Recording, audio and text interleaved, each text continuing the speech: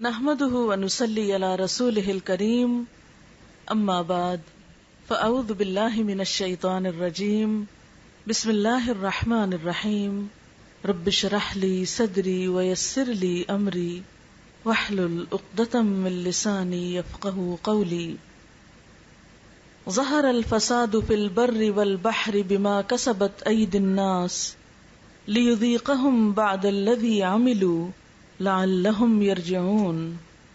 شروع کرتی ہوں اللہ کے نام سے جو بے انتہا مہربان نہایت رحم فرمانے والا ہے۔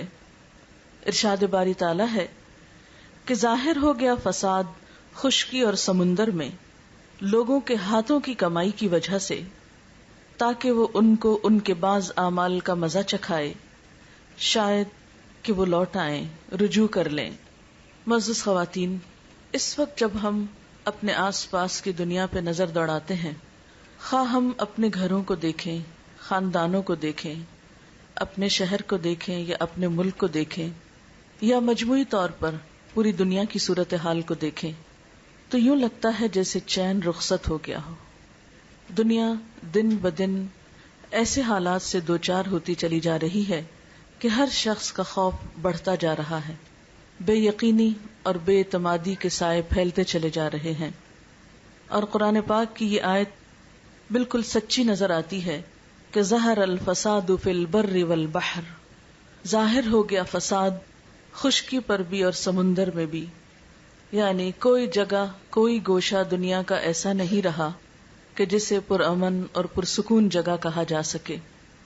کچھ عرصہ پہلے تک جن علاقوں کو اور جن جگہوں کو امن کی جگہ کہا جاتا تھا، اور جہاں پر لوگ سمجھتے تھے کہ جا کر دنیاوی ترقی اور خوشحالی کے دروازے کھل جاتے ہیں، وہ جگہیں بھی اب محفوظ نہیں رہی، پرامن نہیں رہی۔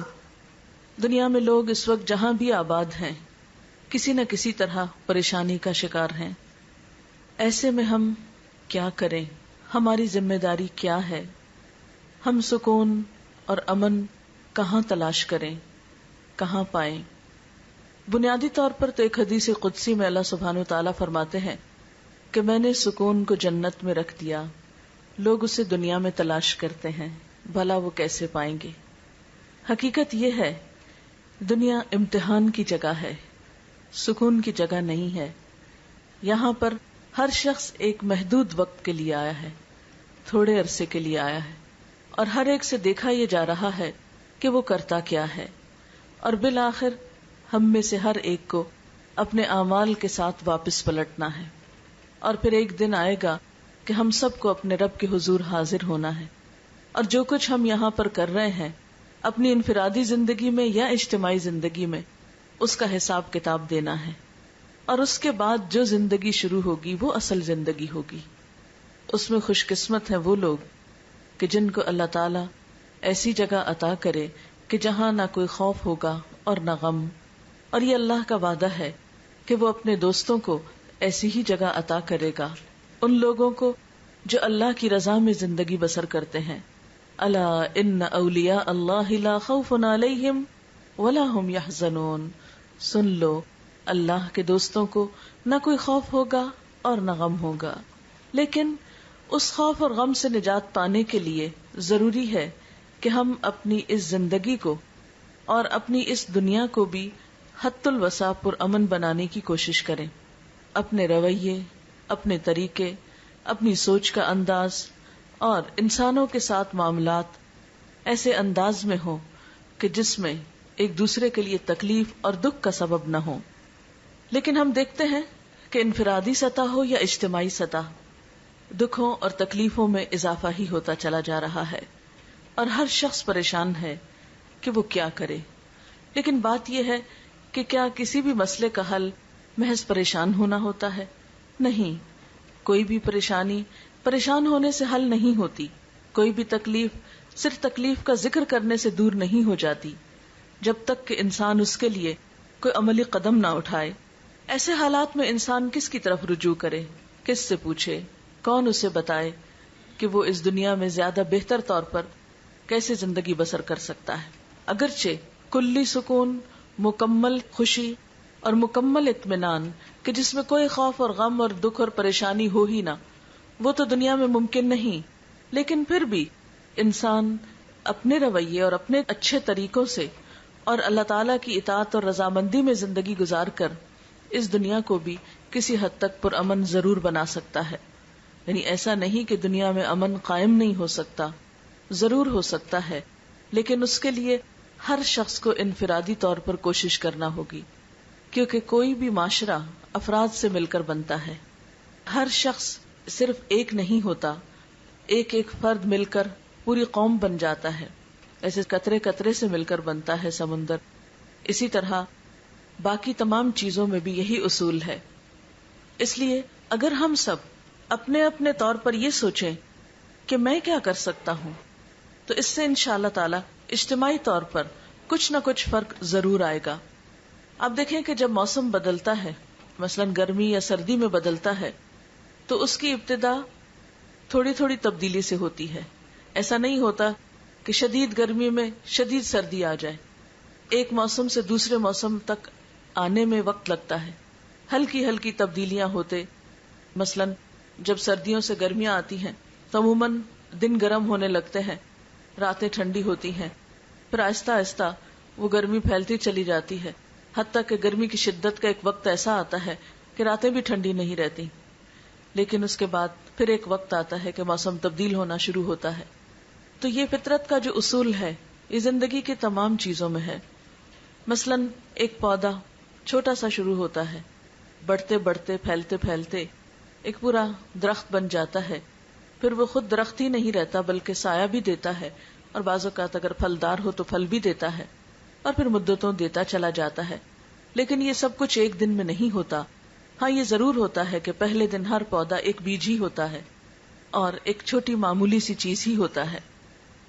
بہرحال اگر ہم سب مل جل کر کوشش کریں تو ایسا نہیں کہ یہ بات ناممکنات میں سے ہو کہ ہمارے خاندانوں میں، ہمارے گھرانوں میں، ہمارے رشتہ داروں کے اندر اور ہماری دنیا کے اندر امن اور سکون نہ ہو سکے. لیکن اس کے لیے ہمیں رجوع کرنا ہوگا اسی ہستی کی طرف جس نے ہمیں بنایا، جس کی طرف سے ہم آئے اور جس کی طرف ہمیں لوٹ کر جانا ہے. تو آئیے دیکھتے ہیں کہ وہ اس بارے میں کیا فرماتا ہے کہ ہمیں کیا کرنا چاہیے. سب سے پہلی بات تو یہ یاد رکھیں کہ اس دنیا میں جو بھی مشکلات آتی ہیں، مصائب یا پریشانیاں آتی ہیں، یا چھوٹی یا بڑی کوئی تکلیف یا آفت آتی ہے، یہ اللہ تعالی کی طرف سے ایک وارننگ ہوتی ہے. یہ بندے کو خبردار کرتی ہے، بندے کو جگاتی ہے، احساس دلاتی ہے، اس کو اس بات کا احساس دلاتی ہے کہ دیکھو کہیں تم غلطی پر تو نہیں. اسی کے بارے میں ہم دیکھتے ہیں کہ قرآن پاک میں اللہ تعالیٰ فرماتے ہیں وَلَنُذِيقَنَّهُم مِّنَ الْعَذَابِ الْأَدْنَىٰ دُونَ الْعَذَابِ الْأَكْبَرِ لَعَلَّهُمْ يَرْجِعُونَ کہ اس بڑے عذاب سے پہلے ہم اسی دنیا میں کسی نہ کسی چھوٹے عذاب کا مزہ انہیں چکھاتے رہیں گے، شاید کہ یہ رجوع کر لیں.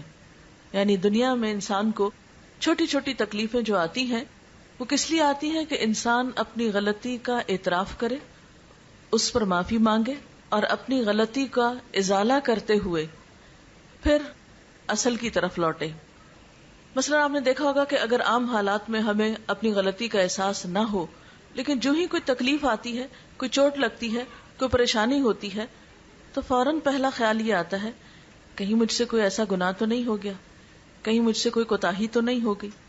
اور یہ خیال ہر دل میں آتا ہے، ہر اس دل میں جو زندہ ہو، ہر اس انسان کے اندر یہ سوچ ایک دفعہ ضرور آتی ہے کہ میں نے کچھ کیا تو نہیں ایسا کہ میرا رب مجھ سے ناراض ہو گیا ہو. اگرچہ انسان پر تکلیفیں اور آزمائشیں امتحان کے طور پر بھی آتی ہیں، ضروری نہیں ہوتا کہ ہر وقت انسان گناہگار ہی ہو تو اس کے اوپر پکڑ آئے، لیکن پھر بھی عموماً یہی ہوتا ہے کہ اللہ تعالیٰ بندہ مومن کے ساتھ ایک احسان فرماتا ہے کہ اس کو اس کی غلطیوں کا احساس دلاتا رہتا ہے. عام طور پر آنے والی تکلیف اور انسان کی غلطی میں کوئی نہ کوئی مماثلت ہوتی ہے. مماثلت کا مطلب یہ کہ کوئی ریزمبلنس ہوتی ہے. عموماً ہم نے کسی کے ساتھ کچھ ایسا کیا ہوتا ہے تو اللہ تعالیٰ کسی بندے سے وہی چیز ہمارے لیے کروا دیتا ہے.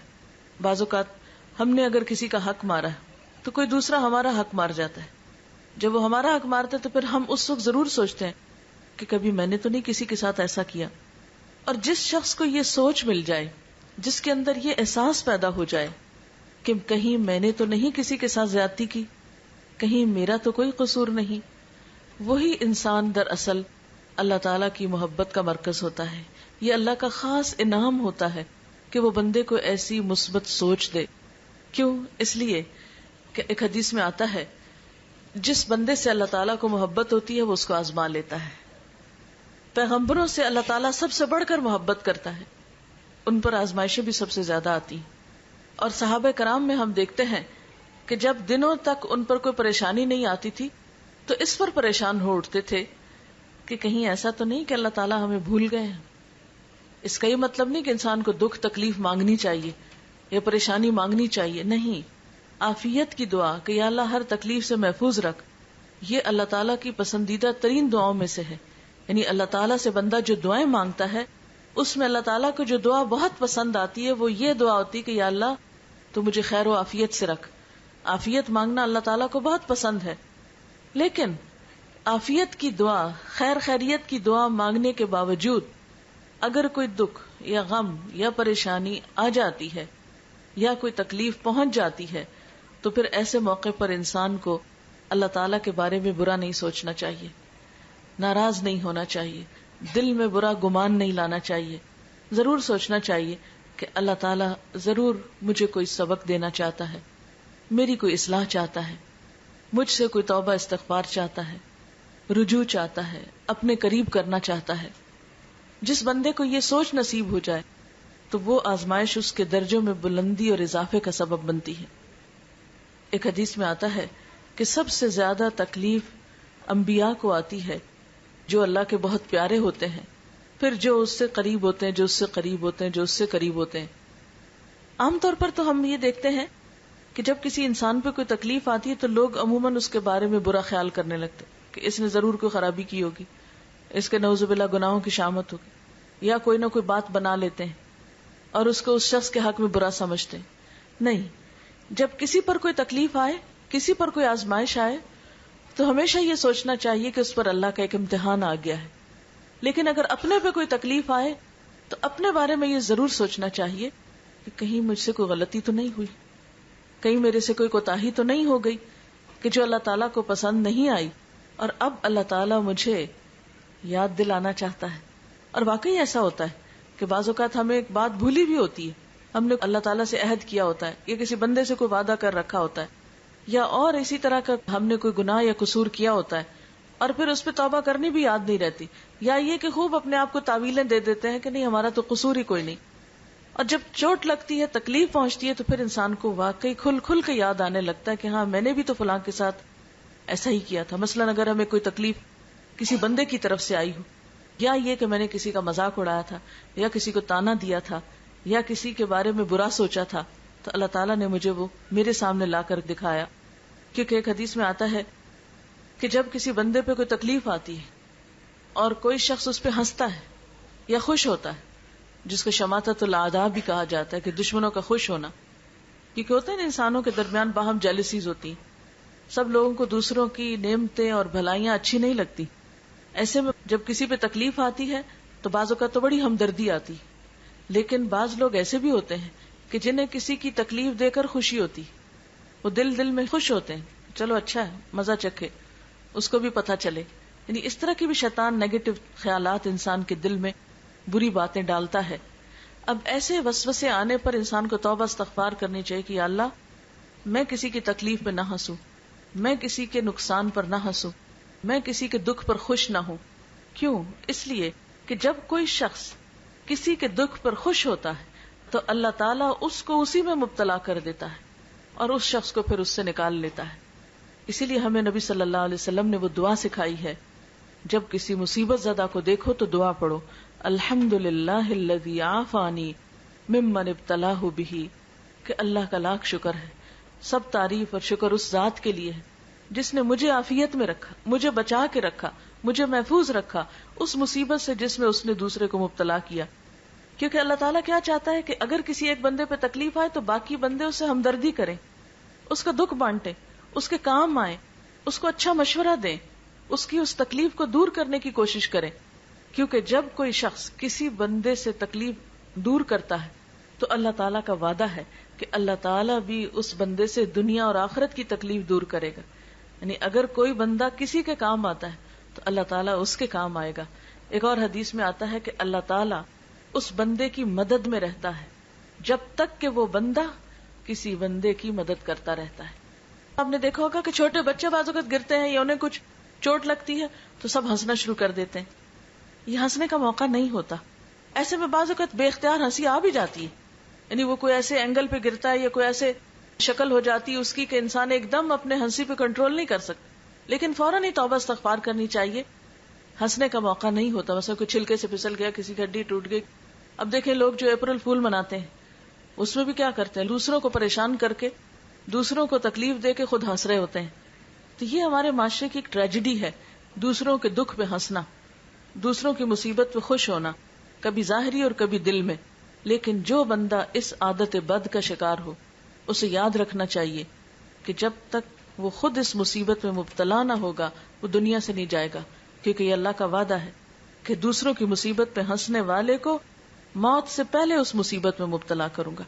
اس لیے کسی کی بیماری اور دکھ دیکھیں یا کوئی چھوٹی بڑی مصیبت، چھوٹی سے چھوٹی تکلیف میں بھی کسی کو دیکھیں، فوراً یہ دعا پڑھیں، کیونکہ حدیث میں آتا ہے کہ جو شخص مصیبت زدہ کو دیکھ کر یہ دعا پڑھتا ہے اللہ تعالیٰ اسے اس مصیبت سے بچا لیتا ہے. کوئی بیماری ہو، کوئی غم ہو، دکھ ہو تو اس کے ساتھ اظہار ہمدردی بھی کریں اور اس کے ساتھ ساتھ یہ ہے کہ اپنے لیے دعا بھی مانگ لیں. بہرحال دنیا کے جتنے بھی دکھ ہوتے ہیں، چاہے وہ جسمانی تکلیفیں ہوں، چاہے وہ اولاد کی تکلیف ہو، چاہے وہ مالی پریشانی ہو، چاہے وہ کوئی اور دکھ ہو جس کا کوئی نام نہ ہو لیکن وہ انسان کو کھائے جا رہا ہو، یہ ساری چیزیں، حتیٰ کہ ایک کانٹا بھی جو مومن کو چبھتا ہے وہ بھی اس کے گناہوں کا کفارہ بن جاتا ہے.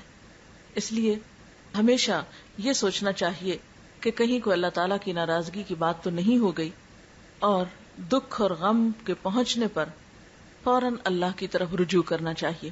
قرآن پاک میں اللہ تعالیٰ فرماتے ہیں وَلَنَبْلُوَنَّكُمْ بِشَيْءٍ مِّنَ الْخَوْفِ وَالْجُوعِ وَنَقْصٍ مِّنَ الْأَمْوَالِ وَالْأَنفُسِ وَالثَّمَرَاتِ وَبَشِّرِ الصَّابِرِينَ الَّذِينَ إِذَا أَصَابَتْهُمْ مُصِيبَةٌ قَالُوا إِنَّا لِلَّهِ وَإِنَّا إِلَيْهِ رَاجِعُونَ.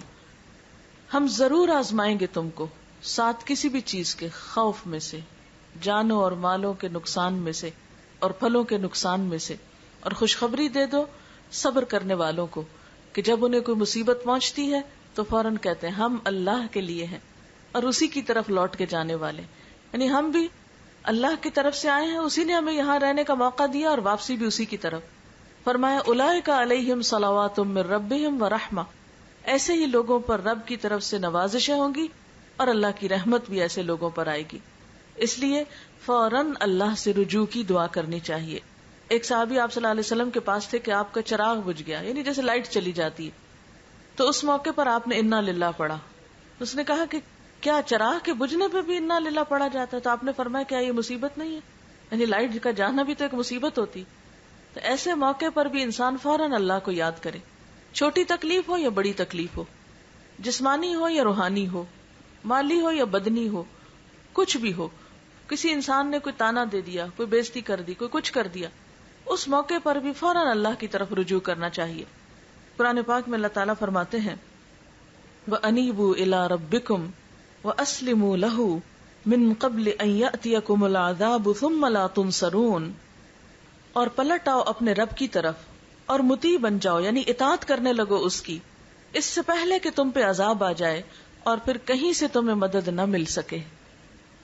یعنی اس سے پہلے کہ بڑی مصیبت میں پھنسو اپنے رب کی طرف پلٹ آؤ، لوٹ آؤ، معافی مانگ لو، اسے راضی کر لو، کیونکہ ویسے بھی جانا تو اس کی طرف ہے نا. خدا نہ خواستہ اس سے بڑی کوئی پریشانی آ گئی کہ جس میں زندگی سے بھی ہاتھ دھونا پڑ گیا، اللہ نہ کرے، تو پھر کیا ہوگا؟ پھر کیا منہ دکھائیں گے اس کو؟ پھر مرنے کے بعد تو کوئی اس کو راضی کر نہیں سکتا. یہی ایک چانس ہے، یہی ایک موقع ہے کہ اللہ تعالیٰ سے انسان گڑ گڑا کے دعائیں مانگے اور اس سے معافی مانگے اپنے سارے قصوروں کی کہ اللہ اگر یہ تکلیف تیری کسی ناراضگی کی وجہ سے آئی ہے تو میں اپنے سارے قصوروں کا اعتراف کرتا ہوں تاکہ تو مجھ سے راضی ہو جائے. اس لیے کہ اگر رب راضی تو ہر چیز انسان کے لیے آسان ہے، اور اگر وہ ناراض ہے تو دنیا کی ساری خوشیاں انسان کے لیے ہیج ہیں. سب سے بڑا غم انسان کا یہ ہونا چاہیے کہ میرا رب مجھ سے راضی ہو جائے. پھر اسی طرح آپ دیکھیں کہ بعض تکلیفیں تو ذاتی ہوتی ہیں، لیکن بعض تکلیفیں قومی اور اجتماعی ہوتی ہیں. آج کے دنیا میں اس وقت ہم دیکھتے ہیں کہ امت مسلمہ پہ ایک بہت سخت وقت ہے. ہماری آزادیاں خطرے میں ہیں، ہماری جان و مال خطرے میں ہے ایک طرح سے، اور اتنے انپریڈکٹیبل حالات ہیں کہ کسی چیز کو آپ پریڈکٹ نہیں کر سکتے کہ یہ ہوگا یا وہ ہوگا، کچھ نہیں پتا کیا ہوگا. جو بھی ظلم و ستم دنیا میں ہوتا ہے، ہم یہ نہیں کہہ سکتے کہ یہ تو اس پر ہوا اور ہمیں کچھ نہیں ہو سکتا. ہمارا یہ رویہ نہیں ہونا چاہیے. ہمیں فوراً سوچنا چاہیے کہ ایسا ان کے ساتھ کیوں ہوا، کیا وجہ تھی، یہ حالات وہاں کیوں پیش آئے، اور خدا نہ خواستہ کہیں ایسا تو نہیں کہ ہم بھی کسی ایسے ہی رستے پہ چلے جا رہے ہوں، کہیں ایسا تو نہیں کہ ہم بھی اللہ تعالیٰ کی ناراضگی کے کام کر رہے ہوں ایک قومی حیثیت میں. اسی لیے اللہ سبحانہ وتعالیٰ قرآن پاک میں فرماتے ہیں وَاتَّقُوا فِتْنَةً لَا تُصِيبَنَّ الَّذِينَ ظَلَمُوا مِنْكُمْ خَاصَّةً، بچو اس فتنے سے کہ جو تم میں سے صرف ان لوگوں کو خاص طور پہ نہیں پہنچے گی، یعنی جس کی شامت جنہوں نے تم میں سے ظلم کیا. وَاعْلَمُوا أَنَّ اللَّهَ شَدِيدُ الْعِقَابِ، اور جان لو بے شک اللہ سخت سزا دینے والا ہے. یعنی کسی قوم پر خدا نہ خواستہ جب کوئی عذاب یا مصیبت آتی ہے تو یہ نہیں ہوتا کہ اس میں سے یہ کہا جائے کہ ہاں فلاں فلاں تو بڑا نیک تھا، اس کو باہر نکال لیا جائے. نہیں، پھر جب ایسی آزمائشیں اور آفات اور مصیبتیں آتی، خدا نہ خواستہ کہیں زلزلہ ہو، کہیں اور ایسی تکلیف ہو، تو پھر یہ نہیں ہوتا کہ چند لوگوں کو وہاں سے نکال لیا جائے یا بچا لیا جائے. وہ تو پھر آٹے کے ساتھ گھن بھی پس جاتا ہے. اور ہم دیکھتے ہیں کہ ایک حدیث میں بھی اس طرح کا مفہوم آتا ہے کہ جب کسی قوم پر اجتماعی عذاب آتا ہے تو اس میں نیک و بد سب مارے جاتے ہیں. پھر قیامت کے دن ہر شخص اپنی نیت کے ساتھ اٹھے گا. یعنی دنیا میں تو جب تکلیف آتی ہے تو سب پر پھر یکساں آتی ہے، پھر اس وقت فرق نہیں ہوتا الا یہ کہ اس کے لیے انسان پہلے سے اللہ سے توبہ کرے، رجوع کرے اور اپنی حالت بہتر بنانے کی کوشش کرے. لیکن ایک دفعہ اگر کوئی ایسی چیز آ جائے تو پھر اس میں فرق نہیں رہتا. اس کے لیے انسان کو کیا کرنا چاہیے؟ انڈیویجولی اور اجتماعی سطح پر استغفار کرنا چاہیے، اللہ سے توبہ کرنی چاہیے کہ یا اللہ ہم اپنے سارے قصوروں کا اعتراف کرتے ہیں، اپنے سارے گناہ مانتے ہیں، تو ہمیں معاف کر دے، دنیا میں بھی عزت کی زندگی عطا کر اور آخرت میں بھی ذلت سے محفوظ رکھ. قرآن پاک میں اللہ سبحانہ وتعالیٰ فرماتے ہیں وَأَنِ اسْتَغْفِرُوا رَبَّكُمْ ثُمَّ تُوبُوا إِلَيْهِ يُمَتِّعْكُمْ مَتَاعًا حَسَنًا إِلَىٰ أَجَلٍ مُّسَمًّى وَيُؤْتِ كُلَّ ذِي فَضْلٍ فَضْلَهُ وَإِن تَوَلَّوْا فَإِنِّي أَخَافُ عَلَيْكُمْ عَذَابَ يَوْمٍ كَبِيرٍ. اور یہ کہ تم اپنے رب سے معافی چاہو اور اس کی طرف پلٹ آؤ تو وہ ایک مدت خاص تک تم کو اچھا سامان زندگی دے گا اور ہر صاحب فضل کو اس کا فضل عطا کرے گا. لیکن اگر تم منہ پھیرتے ہو تو میں تمہارے حق میں ایک بڑے ہولناک دن کے عذاب سے ڈرتا ہوں. اسی طرح حضرت ہود علیہ السلام نے اپنی قوم سے یہی کہا وَيَا قَوْمِ اسْتَغْفِرُوا رَبَّكُمْ ثُمَّ تُوبُوا إِلَيْهِ يُرْسِلِ السَّمَاءَ عَلَيْكُمْ مِدْرَارًا وَيَزِدْكُمْ قُوَّةً إِلَىٰ قُوَّتِكُمْ وَلَا تَتَوَلَّوْا مُجْرِمِينَ. اور اے میری قوم کے لوگو، اپنے رب سے معافی چاہو پھر اس کی طرف پلٹ آؤ، وہ تم پر آسمان کے دہانے کھول دے گا، یعنی خوب بارشیں برسیں گی اور تمہاری موجودہ قوت پر مزید قوت کا اضافہ کرے گا. مجرم بن کر منہ نہ پھیرو. یعنی انسان کو دنیا میں قوت حاصل کرنے کا طریقہ کیا بتایا گیا کہ تم اپنے رب کو راضی کرو، کیونکہ حقیقت یہ ہے کہ جس کے ساتھ اللہ کی مدد ہو، جس کے ساتھ اللہ تعالی کی رحمت ہو، پھر وہ شخص کہیں بھی نقصان نہیں اٹھاتا، کیونکہ اس کائنات کی سب سے بڑی قوت اللہ کی قوت ہے. اور جس نے اپنے رب کو راضی کر لیا اس نے سب سے مضبوط سہارے کو تھام لیا، وہ اللہ کی حفاظت میں آ گیا، اور جو اللہ کی حفاظت میں آ جائے اسے کوئی بھی پھر نقصان نہیں دے سکتا. اور اللہ کی حفاظت میں آنے کے لیے کیا نسخہ ہے؟ استغفار کا نسخہ ہے. اور قرآن پاک میں الگ الگ کے علاوہ سب کو مل کر بھی استغفار کرنے کے لیے کہا گیا ہے. ارشاد باری تعالیٰ ہے وَتُوبُوا إِلَى اللَّهِ جَمِيعًا أَيُّهَا الْمُؤْمِنُونَ لَعَلَّكُمْ تُفْلِحُونَ. اور توبہ کرو اللہ کی طرف سارے مل کر، اکٹھے ہو کر، جمیعاً ایھا المؤمنون، اے مومنو، لعلکم تفلحون، تاکہ تم کامیاب ہو جاؤ. اب اللہ تعالیٰ سے استغفار کا طریقہ کیا ہے؟ ایک تو یہ کہ انسان اپنی زبان میں استغفار کرے، اکیلے کرے یا ایسے جیسے اکٹھے کہیں بھی کسی مجلس میں ہیں. مرد حضرات تو روز نمازوں میں جمع ہوتے ہیں، جمعے میں ہوتے ہیں اور بڑے بڑے اجتماعات میں ہوتے ہیں. اب ہم دیکھتے ہیں کہ مثلا ملک میں جیسے ملین مارچ تو بہت ہو رہے ہیں، لیکن میں نے ابھی تک تو نہیں پڑھا، شاید میرا علم اتنا نہ ہو، کسی ملین مارچ میں سب نے مل کر کوئی استغفار کی ہو. ٹھیک ہے، دوسروں کو ان کی غلطیوں پہ بلیم کرتے ہیں، لیکن اس کے ساتھ ساتھ ہمیں اپنی غلطیوں کو دیکھنا چاہیے. ہم مسلمانوں کو اپنے قصوروں کو بھی دیکھنا چاہیے کہ ہم میں کہاں ہے اتحاد، کہاں ہے ایک دوسرے کا دکھ درد، کہاں ہے ایک دوسرے کو کلمہ حق کہنے کی عادت، کہ کوئی خرابی کر رہا ہو تو ہم اس کو اچھی طرح بلائیں، یا کوئی اگر غلط کام کر رہا ہے تو عموماً ہم کہتے ہیں ٹھیک ہے اس کی مرضی، کرتا تو کرتا رہے. ہم دیکھتے بھی ہیں تو سمجھاتے نہیں. مثلا آپ کسی خاندان میں ہی دیکھ لیں، پہلے کیا ہوتا تھا کہ گھر کے بڑے بزرگوں کا ایک مقام ہوتا تھا کہ کہیں پر بھی خاندان میں کوئی خرابی، کہیں کوئی زیادتی دیکھتے تھے تو مل ملا کر اس کو ٹھیک کرنے کی کوشش کرتے تھے. کہیں کسی کے اوپر کوئی آفت مصیبت ہوتی تھی تو سب پہنچ کر اس کی مصیبت میں اس کا ہاتھ بٹاتے تھے. لیکن اب آپ دیکھیں کہ زندگیاں کیا ہیں، ہر کوئی اپنی دنیا میں مصروف ہے. کسی پہ اچھا وقت ہے تو ہمیں کیا، اور کسی پہ اگر تکلیف ہے تو ہمیں کیا. کوئی آگے بڑھ کر کسی کی مدد کرنے کو تیار نہیں ہوتا. یہ رویہ جو ہے یہ سب کے لیے بھی نقصان دہ ہوتا ہے. آج اگر کوئی تکلیف میں تو کل ہم خدا نہ خواستہ ہو سکتے ہیں. اگر آج ہم کسی کے کام نہیں آتے تو کل کوئی ہمیں کیوں پوچھے گا. انسان تنہا زندگی نہیں بسر کر سکتا، انسان کو انسان کی ضرورت ہے. اس لیے زندگی گزارنے کا یہ رویہ اور یہ نسخہ کہ انسان صرف اپنی ذات کی فکر کرے، صرف اپنے آپ میں رہے، انتہائی نقصان دہ رویہ ہے، انتہائی نقصان دہ طریقہ ہے. کیونکہ کوئی بھی انسان اکیلا سب کچھ نہیں کر سکتا.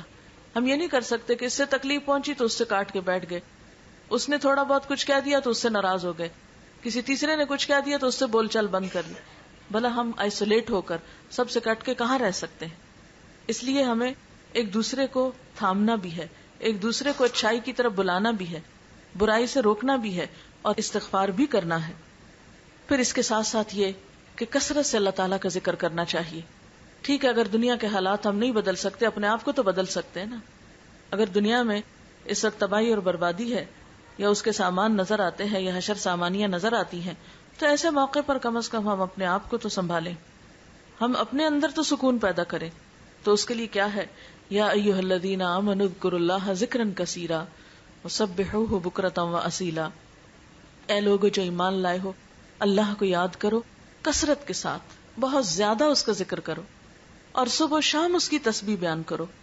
اس لیے اٹھتے بیٹھتے چلتے پھرتے کثرت سے اللہ کا ذکر کرنا چاہیے. اس لیے کہ الا بذکر اللہ تطمئن القلوب، سنو اللہ کے ذکر سے دل اطمینان پاتے ہیں، دلوں کا سکون اللہ کے ذکر میں ہے.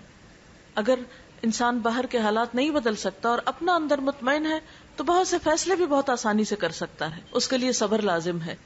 اس لیے قرآن پاک میں اللہ تعالیٰ فرماتے ہیں یا ایھا الذین آمنوا استعینوا بالصبر والصلاۃ. اے لوگو جو ایمان لائے ہو، صبر اور نماز سے مدد مانگو. یعنی مشکلات میں کیا کرو، صبر کے ساتھ اور اللہ سے مدد مانگتے ہوئے آگے بڑھنا چاہیے. کیونکہ ہر چیز اللہ کے ہاتھ میں ہے، اور جب اس سے مانگیں گے، اسے پکاریں گے اور وہ دعا سنے گا، تو اس سے بڑھ کر کسی کے پاس کوئی نسخہ نہیں ہے کسی بھی مسئلے کو حل کرنے کا. ٹھیک ہے ہم دل کا بوجھ ہلکا کرنے کے لیے بہن بھائیوں سے شیئر کرتے ہیں، دوستوں سے شیئر کرتے ہیں، لیکن یاد رکھیے کہ ان کے پاس کوئی جادو کی چھڑی نہیں ہے. جادو کے اندر کیا طاقت ہے کہ جادو کی چھڑی کو ہم علاج سمجھے، وہ بھی کوئی چیز نہیں ہے. تو اصل مدد جو ہے وہ اللہ کی طرف سے آتی ہے، اور اس کے لیے انسان کو پھر نفل حاجت پڑھ کر اللہ تعالیٰ کی طرف رجوع کرنا چاہیے. اور پھر خاص طور پر یہ دعا پڑھنی چاہیے ربنا افرغ علینا صبرا وثبت اقدامنا وانصرنا علی القوم الکافرین. اے ہمارے رب ہم پر صبر ڈال دے اور ہمارے قدم جما دے، اور کافر قوم پر ہمیں مدد عطا فرما. فتنوں اور مصیبتوں اور آفتوں سے بچنے کے لیے خاص طور پر اللہ تعالیٰ سے دعا کرنی چاہیے کہ اللہ تعالیٰ ہمیں محفوظ رکھے. رسول اللہ صلی اللہ علیہ وسلم نے فرمایا دعا نازل شدہ آفات اور جو بھی نازل نہیں ہوئی سب کے لیے فائدہ مند ہے. یعنی دعا کا کرنا جو ہے وہ بہت فائدہ مند ہے. ان مصیبتوں کے لیے بھی فائدہ مند ہے جو آ چکی ہوں، اور ان مصیبتوں میں بھی دعا فائدہ دیتی ہے جو ابھی نہ آئی ہوں. اس لیے اللہ کے بندو خوب دعا کرو. اس کے بعد یہ ہے کہ قرآن پاک سے مضبوط تعلق قائم کرنا چاہیے، کیونکہ قرآن پاک نجات کا ذریعہ ہے. رسول اللہ صلی اللہ علیہ وسلم نے فرمایا ان قریب ایک بڑا فتنہ سر اٹھائے گا.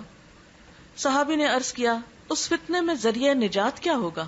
یعنی فتنہ تو ہوگا، مصیبت تو ہوگی، پھر ہم کیسے بچیں گے اس سے؟ فرمایا اللہ کی کتاب، یعنی قرآن حکیم ایک ایسا نسخہ ہے کہ جس کے ذریعے انسان فتنوں سے محفوظ رہ سکتا ہے. اس کتاب میں تم سے پہلے گزرے ہوئے لوگوں کے حالات ہیں، تم سے بعد ہونے والی باتوں کی خبر ہے، تمہارے آپس کے معاملات کا فیصلہ ہے. جو کوئی اسے چھوڑ کر کسی اور بات کو اپنی ہدایت کا ذریعہ بنائے گا اللہ اسے گمراہ کر دے گا. اللہ کی مضبوط رسی یہی ہے، یہی حکمتوں سے بھری ہوئی یاد دہانی ہے، یہی بالکل سیدھی راہ ہے. جس نے اس کے ساتھ بات کی سچ کہا، جس نے اس پہ عمل کیا اجر پائے گا، اور جس نے اس کی بنیاد پہ فیصلہ کیا اس نے انصاف کیا. اس لیے انفرادی زندگی ہو یا اجتماعی زندگی ہو یا قومی زندگی ہو، ان سب میں نجات کا ذریعہ صحیح اور درست فیصلے، بہترین رہنمائی اور اللہ کی مدد کا ذریعہ اللہ کی کتاب کو تھامنا ہے. اور حقیقت یہ کہ اللہ تعالیٰ نے یہ کتاب بھیجی ہماری رہنمائی کے لیے تھی کہ جب دنیا میں مشکلات ہوں، تکلیفیں اور پریشانیاں ہوں تو پھر ہم کیا کیا کریں. لیکن ہم زیادہ سے زیادہ اس سے کیا رہنمائی لیتے ہیں؟ اچھا کہ اس مشکل میں کیا وظیفہ پڑھ لیں. یہ کتاب وظیفوں کی کتاب نہیں ہے. ذالک الکتاب لا ریب فیہ ھدی للمتقین، یہ کتاب جس میں کوئی شک نہیں، متقی لوگوں کی ہدایت کے لیے آئی ہے. یہ ہمیں بتاتی ہے کہ ہمارا معاملہ اپنی ذات کے ساتھ کیا ہونا چاہیے، رشتہ داروں کے ساتھ کیا ہونا چاہیے، اور باقی مسلمانوں کے ساتھ کیا ہونا چاہیے، اور پوری دنیا کے لوگوں کے ساتھ کیا ہونا چاہیے. زندہ رہنے کے بہترین اصول کیا ہیں، ہر معاملے میں یہ گائیڈ کرتی ہے. اللہ تعالیٰ فرماتے ہیں کہ لَقَدْ أَنزَلْنَا إِلَيْكُمْ كِتَابًا فِيهِ ذِكْرُكُمْ، ہم نے تمہاری طرف کتاب اتاری ہے جس میں تمہارا اپنا ذکر ہے، تمہاری ہی باتیں ہیں. تو جس چیز میں ہمارا ذکر ہے، ہماری باتیں، اور ہم ہی نہ پڑھے تو ہمیں کون پھر گائیڈ کر سکتا ہے، کون ہمیں رہنمائی دے سکتا ہے. اور اسی کے بارے میں اللہ سبحانہ وتعالیٰ نے ہمیں خاص ہدایت دی ہے، کتاب انزلناہ الیک مبارک لیدبروا آیاتہ ولیتذکر اولو الالباب، ایک کتاب جسے ہم نے اتارا ہے بہت برکت والی ہے تاکہ لوگ اس کی آیات میں غور و فکر کریں اور عقل والے اس سے نصیحت پکڑیں، یعنی اس کی روشنی میں زندگی بسر کر کے زندگی کی بہت سی مشکلات سے نپٹیں. پھر اس کے بعد یہ ہے کہ آپ صلی اللہ علیہ وسلم نے یہ بھی فرمایا، خیرکم من تعلم القرآن وعلمہ، تم میں بہترین ہے وہ لوگ جو قرآن سیکھیں اور سکھائیں. یعنی اگر آتا ہے تو دوسروں کو سکھائیں، اگر نہیں آتا تو سیکھنے کی کوشش کریں. اور جو کہ اس کتاب کو مبارک کتاب کہا گیا، برکتوں والی کتاب کہا گیا، اس لیے یہ ہو نہیں سکتا کہ جو شخص اس کے ساتھ تعلق رکھے پھر اس کی زندگی میں خیر و بھلائی نہ آئے. پھر اس کے بعد یہ ہے کہ جو یہ کتاب پڑھتے جائیں اور اچھے کاموں کے کرنے کا موقع ملے، سمجھ آئے، تو پھر ان کاموں میں دیر بھی نہ کی جائے. نبی صلی اللہ علیہ وسلم نے فرمایا، بادروا بالاعمال فتنا کقطع اللیل المظلم، لوگوں نیک کام کرنے میں جلدی کرو ان فتنوں سے پہلے پہلے جو ایک تاریک رات کے ٹکڑوں کی طرح ہر طرف چھائے ہوئے ہوں گے. یعنی اس سے پہلے کہ نیکی کی مہلت چلی جائے اور ایسی مصیبتیں اور آفات اور پریشانیاں اور فتنے آ جائیں کہ جو کالی رات سے بھی زیادہ سیاہ ہوں، کہ جن میں انسان کو پھر یہ سمجھ نہ آئے کہ وہ جائے کدھر. آج کل بھی جب میں اخبار پڑھتی ہوں یا میں دیکھتی ہوں ٹیلی ویژن پہ نیوز وغیرہ، تو میں جب عراقی لوگوں کا حال دیکھتی ہوں تو میں سوچتی ہوں کہ یہ بھی ہماری طرح کے انسان ہیں. آج ہی میں شاید پڑھ رہی تھی کہ 3 ارب ڈالر کا بارود جو ہے وہ استعمال ہوا ہے. آپ خود سوچے کہ کبھی ایسا ہوتا ہے نا 14 اگست پہ جب کبھی فائر ورکس ہوتا ہے تو جس رات کو ہوتا ہے، اب یقین کریں کہ ساری رات ایسا لگتا ہے کہ جیسے ہر طرف سے بارود کی اور مسالے کی بو آ رہی ہو اور دھواں دھواں دھواں، ایک بے چینی سی ہوتی. تو میں سوچ رہی تھی کہ جس ملک کے اندر اتنا بارود پھٹا ہو، جس ملک کے اندر کئی فٹ کی اور کئی میٹر کی گہرائی تک جا کے بم پھٹے ہوں، وہاں کے لوگوں کی نیندیں اور آرام اور ان کا سانس لینا، اور جہاں پانی نہ ملتا ہو، جہاں بجلی نہ ہو. آپ دیکھیں چند گھنٹوں کے لیے بجلی جاتی ہے تو کیا برا حال ہو جاتا ہے. جہاں دنوں بجلی نہ ہو، جہاں اسپتالوں میں بجلی نہ ہو، جہاں ہر طرف ایک افراتفری اور لوٹ مار ہو، جہاں بچے جو ہیں وہ اپنی زندگی سے ہاتھ دھو رہے ہوں، جہاں زخمیوں کی مرہم پٹی کرنے والا کوئی نہ ہو، جہاں اسپتالوں میں مورچریز میں پڑے ہوئے مردے تعفن چھوڑ رہے ہوں، ان کو دفنانے والا نہ ہو کوئی، تو آپ خود سوچ سکتے ہیں کہ وہاں لوگوں کی زندگی کتنی اجیرن ہوگی، کتنی اجیرن ہوگی، کیسی کیسی آزمائش ہوگی. بچوں کو چھوٹی سی کوئی تکلیف ہوتی ہے تو ہم بے چین ہو اٹھتے ہیں. آج ہی صبح میں ایک تصویر دیکھ رہی تھی اور بچہ فوت ہو چکا تھا تو اس کی ماں اس کا ہاتھ پکڑ کے اسے چوم رہی تھی، اور بچے کا منہ ایسے کھلا تھا جیسے نیند میں عام طور پہ بچوں کا منہ کھل جاتا ہے. ایسے ماں کا حال دیکھ کے بالکل صبر نہیں مجھے آ رہا تھا کہ یا اللہ ہم بھی مائیں ہیں اور ہم اپنے بچوں کو ذرا سی دیر نہ دیکھے تو ہمیں چین نہیں آتا. یہ بھی انسان ہیں، یہ بھی مائیں ہیں، اور ان کو اپنے کوئی مستقبل کا نہیں پتا کہ امن ہوگا کہ نہیں، زندگی ہوگی کہ نہیں، کھانے کو ملے گا کہ نہیں، کاروبار بنے گے کہ نہیں، جابز ملیں گے کہ نہیں. ہر چیز کی بے یقینی. یہ ساری آفت جو ہے یہ اگر انسانوں کے ایک گروہ پہ آ گئی ہے تو آپ دیکھ ہی رہے ہیں کہ دنیا میں باتیں کیا ہو رہی ہیں کہ اب کس کی باری ہے.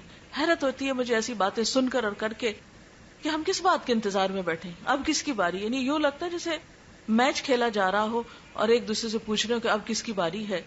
یعنی کس قدر افسوسناک حال ہے اور کتنی بے حسی ہے کہ بجائے اس کے کہ ہم اللہ سے توبہ کریں اور استغفار کریں، ہم اس انتظار میں بیٹھے ہیں کہ اب کس کی باری ہے. کوئی کھیل ہے، کوئی میچ ہے کہ جس کو ہم دیکھ دیکھ کے لطف اندوز ہو رہے ہیں. تو ایسے موقعوں پر جو نیکی اپنی ذاتی حد تک خود کسی کو احساس دلا کے یا کوئی نیکی کا اچھا کام ہم کر سکتے ہیں تو وہ تو کم از کم کریں. آپ نے فرمایا کہ نیک اعمال کرنے میں دیر نہ کرو. کوئی پتہ نہیں کل کا دن کیسا ہو، کوئی پتہ نہیں کہ اگلا سال کیسا ہو، کل کا وقت کیسا آئے. اس لیے جو خیر بھلائی آج کر سکتے ہو اسے نہ ٹالو. اور اس میں آپ دیکھیں کہ سب سے پہلے ہمیں اپنے فرائض پورے کرنے چاہیے. ہم نماز میں سستی کر دیتے ہیں، اچھا ابھی پڑھی ہے چلو پھر پڑھ لیں گے، ابھی نیند آ رہی ہے، ابھی ذرا ہم بازار میں ہیں، ابھی ہم وہاں جا رہے ہیں، ابھی جلدی ہے. کوئی نہ کوئی بہانہ کر کے ہم نمازیں چھوڑے رکھتے ہیں. آپ دیکھیں نماز وہ چیز ہے کہ جس کا قیامت کے دن سب سے پہلا سوال ہوگا. اگر یہی پوری نہیں تو آگے وہ کیا دکھائیں گے؟ یا تو ہم یہ کہیں کہ ہم نے مرنا نہیں، یا یہ کہیں کہ مرنے کے بعد جی نہیں اٹھنا، یا یہ کہیں کہ کوئی حساب کتاب ہے ہی نہیں. اگر ہم یہ کہتے ہیں تو پھر ٹھیک ہے، جیسے چاہیں زندگی بسر کریں. جب ہم مانتے ہیں کہ قیامت آنی، جب ہم مانتے ہیں کہ ہم سے سوال ہوگا، تو پھر ہم اپنے فرائض کیوں نہیں پورے کرتے؟ فرض ہوتا ہے، وہ لازمی چیز ہے، اس کا حساب ہونا ہے، اس کی پوچھ ہونی ہے. اس لیے اس کو کیے بغیر چارہ ہی نہیں، اس کو کیے بغیر گزارا ہی نہیں. وہ اسی وقت ہوگا جب ہم کریں گے. تو اس لیے سب سے پہلی چیز تو ہمیں اپنے فرائض کے کرنے میں اپنی نمازوں کی پابندی اور اپنے باقی فرائض جو ہمارے حقوق العباد کی طرف مثلاً جو ہیں ان کی طرف ہمیں توجہ دینی چاہیے. نبی صلی اللہ علیہ وسلم نے خاص طور پر دوسروں کا حق مارنے سے منع کیا ہے. اور دوسروں کا حق کیا ہے؟ مثلا بہن بھائیوں کا حق مار جانا، یا دوسروں کا حق مار کے ایک بچے کو دے دینا، یا اسی طرح کے اور بہت سے ظلم و ستم کے معاملات ہمارے معاشرے میں ہوتے رہتے ہیں. مثلا ہمارے یہاں لڑکیوں کو وراثت سے محروم کر دیا جاتا ہے، یا اسی طرح یہ ہے کہ جو رشتہ دار کمزور ہوتے ہیں یا یتیم بچے ہوتے ہیں، بعض اوقات ان کی پراپرٹی پہ، ان کے مال پہ، ان کی چیزوں پہ قبضہ کر لیا جاتا ہے. تو یہ ساری ظلم کی قسمیں ہیں. اور آپ کو یہ تو معلوم ہے کہ بندے جب تک حق معاف نہیں کریں گے اللہ تعالیٰ بھی معاف نہیں کریں گے. حقوق العباد کی ادائیگی جو ہے وہ بہت ضروری ہے. اس کے لیے آپ صلی اللہ علیہ وسلم نے فرمایا ظلم کرنے سے بچو، اس لیے کہ ظلم قیامت والے دن اندھیروں کا باعث ہوگا. یعنی کہ ظلم جو ہے وہ اندھیرے کی شکل میں انسان کے ساتھ ہوگا قیامت کے دن. اندھیرا کیسی چیز ہوتی ہے کہ آپ بیٹھے اور لائٹ چلی گئی تو ایک دم دل پھٹنے لگتا ہے کہ یہ کیا، یعنی ایک ناپسندیدہ چیز ہے. تو قیامت کا دن جو اتنا طویل دن ہوگا، وہاں اگر انسان اندھیروں میں ہو تو اس کے پاس کیا باقی رہا. پھر اسی طرح یہ ہے کہ صدقہ خیرات کا خصوصی اہتمام کرنا چاہیے. کسی بھی آفت، تکلیف، مصیبت پہ تھوڑا ہو یا زیادہ کچھ نہ کچھ صدقہ ضرور کرنا چاہیے. آپ صلی اللہ علیہ وسلم نے فرمایا صدقہ و خیرات میں جلدی کرو، اس لیے کہ بلا صدقے سے نہیں بڑھتی. یعنی جب انسان صدقہ کرتا تو بلائیں جو ہیں وہ واپس پلٹ جاتی ہیں. ایک اور موقع پہ فرمایا صدقہ اللہ کے غضب کو ٹھنڈا کرتا ہے اور بری موت سے بچاتا ہے انسان کو. پھر اسی طرح یہ ہے کہ ہمیں صرف خود اچھے کام نہیں کرنے، دوسروں کو بھی بتانے ہیں. نیکی کا حکم دینا اور برائیوں سے روکنا. اللہ تعالیٰ فرماتے ہیں والعصر ان الانسان لفی خسر الا الذین آمنوا وعملوا الصالحات وتواصوا بالحق وتواصوا بالصبر. قسم ہے زمانے کی، بے شک انسان خسارے میں ہے سوائے ان لوگوں کے جو ایمان لائے، جنہوں نے نیک عمل کیے، ایک دوسرے کو حق بات کہی اور ایک دوسرے کو صبر کی تلقین کی. تو اس سے بھی کیا پتہ چلتا ہے کہ انسان نقصان سے بچ ہی نہیں سکتا جب تک کہ ذاتی زندگی میں اچھے کام یعنی ایمان اور عمل صالح کے ساتھ ساتھ ایک دوسرے کو حق بات نہ کہے. بعض اوقات ہم ایک بات اپنے دل میں محسوس کر رہے ہوتے ہیں کہ بات سچی یہ ہے اور حقیقت یہ ہے، لیکن ہم دوسرے کے لحاظ میں اس کو نہیں بتاتے کہ دوسرا مائنڈ کر جائے گا، دوسرے کو اچھا نہیں لگے گا. یہاں آپ دیکھ رہے ہیں کہ اللہ تعالیٰ قسم کھا کے فرما رہے ہیں، زمانے کی قسم ہے، انسان نقصان میں ہے جب تک کہ یہ چار کام نہ کرے. ایک دوسرے کو حق بات نہ کہے، ایک دوسرے کو سچی بات نہ بتائے، ایک دوسرے کی خیر خواہی نہ کرے، اور ایک دوسرے کو تکلیف اور دکھ اور مصیبت کے وقت تھامے نہیں، صبر کی تلقین نہ کرے. پھر اسی طرح آپ صلی اللہ علیہ وسلم نے فرمایا، قسم ہے اس ذات کی جس کے ہاتھ میں میری جان ہے، تم ضرور نیکی کا حکم دو گے، ضرور برائی سے روکو گے، ورنہ قریب ہے کہ اللہ تعالیٰ تم پر اپنی طرف سے کوئی عذاب بھیج دے، پھر تم اس سے دعائیں کرو گے لیکن وہ قبول نہیں کی جائیں گی. یعنی جب تک تم نیکی نہ پھیلاؤ، جب تک لوگوں کو برے کاموں سے نہ روکو، ظلم و زیادتی سے نہ روکو، تو پھر ایسا نہ ہو کہ تم پہ وہ وقت آ جائے کہ تمہاری دعائیں نہ قبول ہوں. پھر اس کے ساتھ ساتھ یہ کہ لوگوں کو آپس میں جوڑنے کی کوشش کرنی چاہیے. امت مسلمہ کا ہر دور میں بہت بڑا المیہ یہ رہا ہے کہ وہ آپس میں ایک دوسرے کے دشمن رہیں، ان کے دل پھٹے رہیں، اور شیطان کا یہ سب سے بڑا وار ہوتا ہے کہ ان کو آپس میں لڑاؤ. یعنی کتنے افسوس کی بات ہے کہ سب ایک رب کو مانے، ایک دین کو مانے، ایک کتاب کو مانے، ایک مقصد مانے زندگی کا، اور پھر آپس میں ایک دوسرے سے جڑ کے نہ رہیں.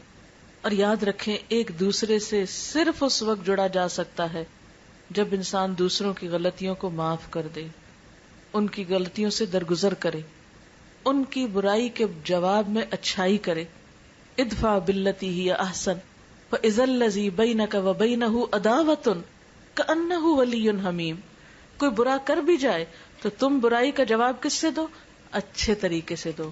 تو پھر وہ شخص جس کے اور تمہارے درمیان عداوت ہے وہ ایسے ہو جائے گا جیسے دلی دوست ہو. ولی حمیم، گہرے دوست کی طرح ہو جائے گا دشمن بھی. لیکن آج افسوس یہ کہ دشمنوں کو تو دور کی بات کہ ہم دوست بنائیں، ہم نے تو دوستوں کو دشمن بنا لیا ہے. اپنے بھی دشمن بنتے جا رہے ہیں، اپنے بھی ایک دوسرے سے دور ہوتے چلے جا رہے ہیں. یہ انسان کے لیے کوئی اچھی علامت تو نہیں، یہ اللہ کی رحمت کی علامت تو نہیں. اللہ کی رحمت، اللہ کا احسان، اور انسان اس دنیا میں اس وقت نعمتوں سے متمتع ہوتا ہے جب انسان خوش ہوتا ہے، انسانوں کے بیچ میں ہوتا ہے. آپ اکیلے خوش نہیں ہو سکتے، اکیلے کتنا ہنسیں گے؟ اگر آپ سب سے کٹ کے اپنی ذات میں رہنا شروع کر دیں کتنا ہنسیں گے آپ ہنس بھی نہیں سکتے. آپ روتے ہو، کوئی آپ کا آنسو پوچھنے والا نہیں ہوگا. اصل میں آپ صلی اللہ علیہ وسلم نے فرمایا، کیا میں تم کو بتاؤں کہ قیامت کے دن مجھ سے سب سے زیادہ قریب کون لوگ ہوں گے؟ مجلس کے اعتبار سے یعنی سب سے قریب میرے کون بیٹھے ہوں گے؟ وہ لوگ جو منکسر المزاج ہوں گے، المعطئون اکنافن، کندھے جھکا کے رکھنے والے یعنی عاجزی برتنے والے، الذین یألفون ویؤلفون، وہ لوگ جو محبت کرتے ہیں اور کیے جاتے ہیں.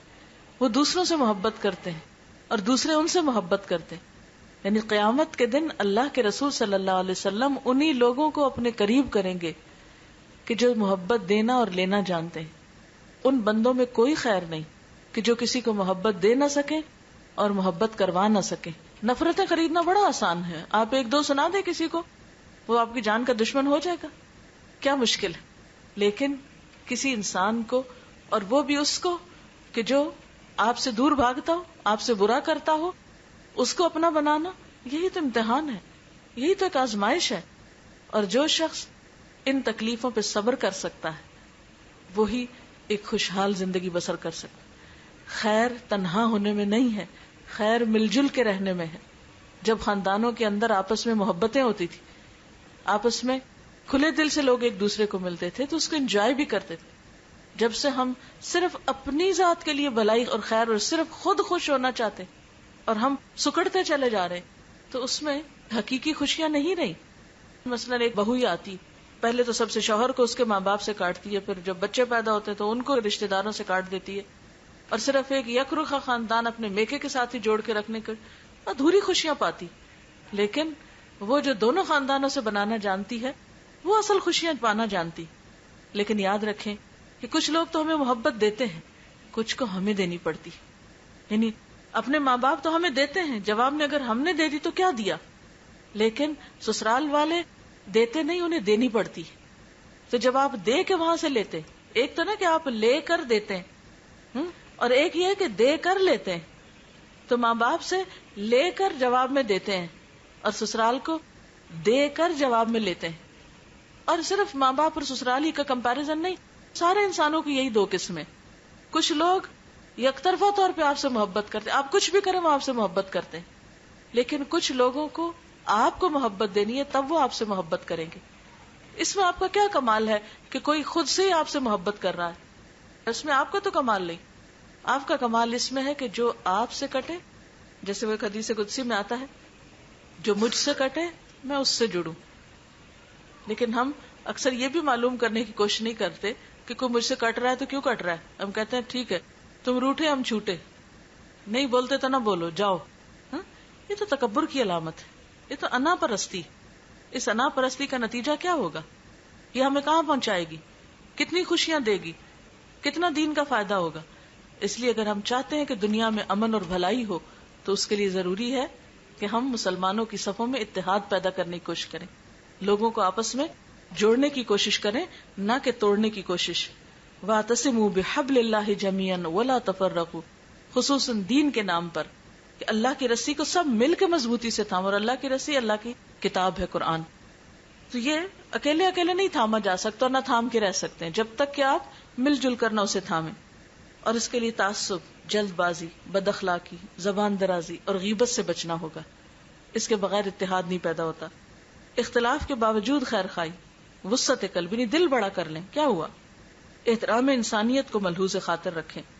بے بنیاد باتوں، توہمات، بے فائدہ تبصروں اور بحث مباحثے سے پرہیز کریں. بعضوں کا جرا شروع کر دیتے ہیں ہم چھوٹی چھوٹی باتوں پر اپنی رائے ٹھونسنے کی یا مسلط کرنے کی کوشش کرتے ہیں. اس سے بھی پھر خرابی پھیلتی. ہر قسم کے حالات، غم ہو یا خوشی، امن ہو یا جنگ، تعمیری کاموں کی رفتار میں کمی نہ آنے دیں.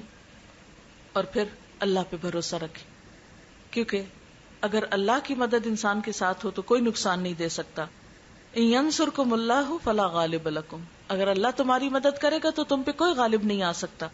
وَإِن يَخْذُلْكُمْ، اگر وہ تم کو چھوڑ دے گا، فَمَنْ ذَا الَّذِي يَنصُرُكُمْ مِنْ بَعْدِهِ، تو کون ہے جو اس کے بعد تمہاری مدد کرے. وَعَلَى اللَّهِ فَلْيَتَوَكَّلِ الْمُؤْمِنُونَ، اور اللہ پر ہی بھروسہ رکھنا چاہیے مومنوں کو. ہر معاملے میں اللہ کی طرف رجوع ضروری ہے. اور پھر اللہ تعالیٰ کا وعدہ سچا ہے کہ مدد ضرور آئے گی، لیکن اس کے لیے تمہیں آگے بڑھنا ہوگا. اور وہ کیا ہے؟ یا ایھا الذین آمنوا، اے لوگو جو ایمان لائے، ان تنصروا اللہ ینصرکم وَيُثَبِّتْ أَقْدَامَكُمْ، اگر تم اللہ کی مدد کرو گے تو اللہ تمہاری مدد کرے گا اور تمہارے قدم جما دے گا. یعنی تم اللہ کے دین کی خدمت کرو گے، اللہ کی طرف رجوع کرو گے تو اس کی مدد بھی تمہاری طرف آئے. اگر تم اسے یاد نہیں کرو گے تو وہ تمہیں نہیں یاد کرے گا. اللہ کا وعدہ ہے فَاذْكُرُونِي أَذْكُرْكُمْ، تم مجھے یاد کرو میں تمہیں یاد رکھوں گا. پھر اسی طرح وَلَيَنْصُرَنَّ اللَّهَ مَن يَنْصُرُهُ، اللہ ضرور مدد کرے گا اس کی جو اس کی مدد کرے گا. اور اللہ کی مدد، اللہ کو ویسے تو مدد نہیں چاہیے، اللہ کی مدد سے مراد اللہ کے دین کی مدد ہے، اللہ کے دین کی خدمت ہے. لیکن اگر ہم اس کے دین کی مدد نہیں کریں گے، ہم آگے نہیں بڑھیں گے تو وہ کیوں آگے بڑھے؟ اگر ہم اس کے دین کی خدمت نہیں کریں گے تو وہ پھر ہمارے لیے دنیا کے امن اور خوشحالی کو کیوں لائے؟ اور پھر آخری بات یہ کہ صرف باتیں ہی کرنے سے کام نہیں چلے گا جب تک کہ ہمارا عمل نہ بدلے. ہم ٹھوس کام نہ کریں، واقعی پروڈکٹیو کام نہ کریں. صرف نعرے بازی کرنا یا لفاظی کرنا یا جذباتی باتیں کرنا، اس سے کام نہیں چلے گا. اس کی بجائے ٹھوس بنیادوں پہ کام کرنے کی ضرورت ہے.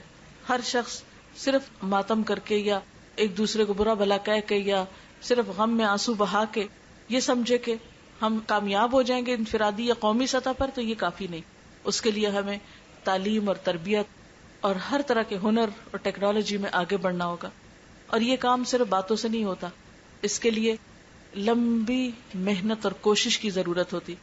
جس طرح ایک شخص آپ دیکھیں کہ زندگی میں جب قابل بنتا ہے تو اس کو سال لگتے ہیں، تو جب ایک قوم ترقی کرتی ہے تو اس کو پھر اور بھی زیادہ وقت لگتا ہے.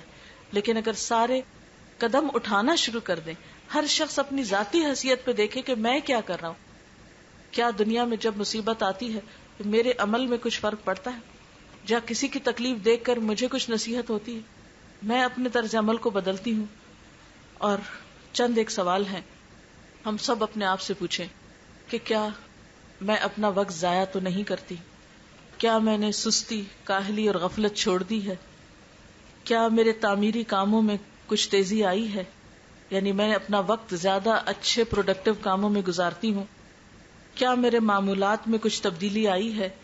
کیا میں نے زندگی کو محض سیر و تفریح اور صرف شاپنگ اور صرف گپ شپ اور پارٹنگ، صرف یہی زندگی کو سمجھ رکھا ہے، یا کچھ تعمیری کام بھی میری زندگی میں ہے؟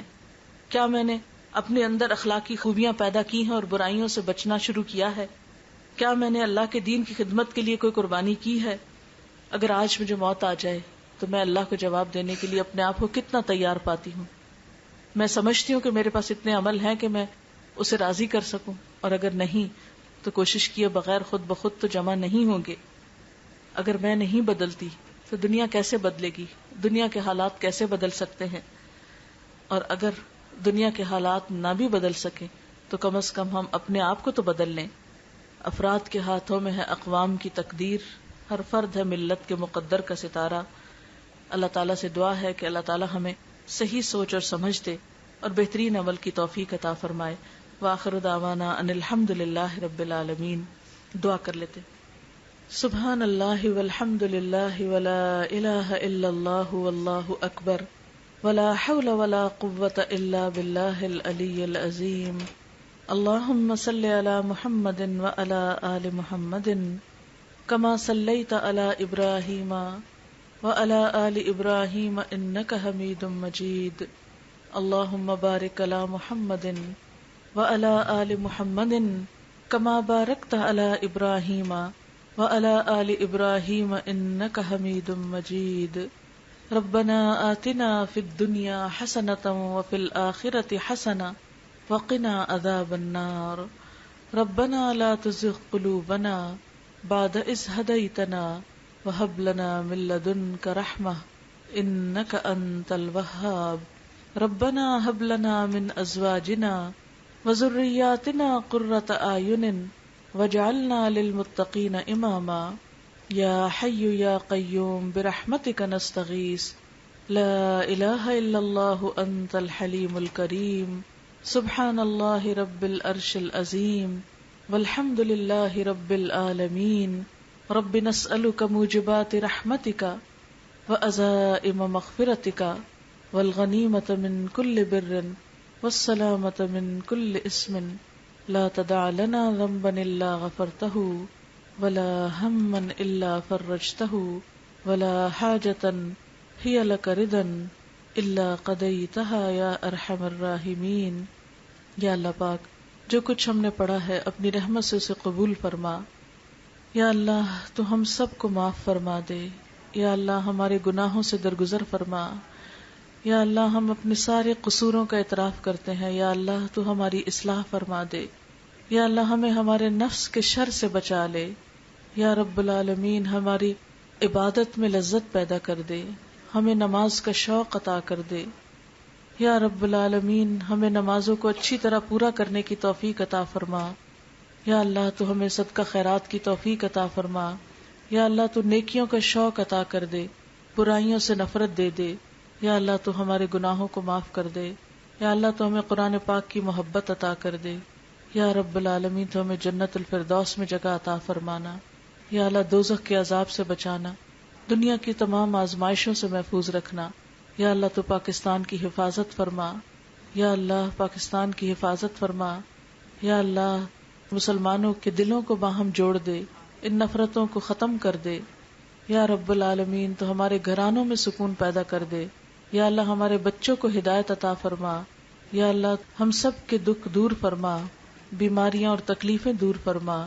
یا اللہ ساری بھلائی تیرے ہاتھ میں ہے، سارا اختیار تیرے پاس ہے۔ یا اللہ تو ہمیں قرآن کی سچی محبت عطا کر دے۔ یا اللہ تو ہمارے لیے نیکیوں کے راستے کھول دے۔ یا رب العالمین جتنی بہنیں آئی ہیں ان سب کا آنا قبول فرما۔ یا اللہ سب کے بچوں کو ہدایت عطا فرما، دنیا اور آخرت کی کامیابی عطا فرما۔ ہم سب کے والدین پر اپنی رحمت فرما۔ یا اللہ تو ہماری کوتاہیوں سے درگزر فرما۔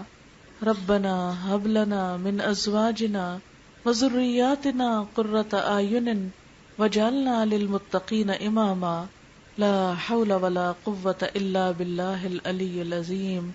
ربنا لا تزغ قلوبنا بعد اذ ہدیتنا وہب لنا من لدنک رحمۃ انک انت الوہاب۔ ربنا لا تؤاخذنا ان نسینا او اخطأنا ربنا ولا تحمل علينا إصرا كما حملته على الذين من قبلنا ربنا ولا تحملنا ما لا طاقة لنا به واعف عنا واغفر لنا وارحمنا أنت مولانا فانصرنا علی القوم الکافرین. یا اللہ پاک تو ہم سب پر اپنی رحمت نازل فرما. جنہوں نے اس مجلس کا اہتمام کیا ہے انہیں دنیا اور آخرت کی بھلائی عطا فرما. ان کے سارے دکھوں تکلیفوں اور پریشانیوں کو دور فرما. جتنی بہنیں یہاں آئی ہیں ان سب کے دکھ تکلیفیں پریشانیاں دور فرما. سب کو اپنی رحمتوں سے ڈھانپ لے. یا اللہ تو ہمیں قرآن پڑھنے کی توفیق دے، سمجھنے اور عمل کرنے کی توفیق دے، اور ہمارا انجام بہترین فرما. ربنا تقبل منا انک انت السمیع العلیم وتب علینا انک انت التواب الرحیم. وصلی اللہ تعالی علی خیر خلقہ محمد وعلی آلہ واصحابہ واہل بیتہ اجمعین برحمتک یا ارحم الراحمین. الہی آمین. سبحانک اللہم وبحمدک نشہد ان لا الہ الا انت نستغفرک ونتوب الیک. والسلام علیکم ورحمۃ اللہ وبرکاتہ.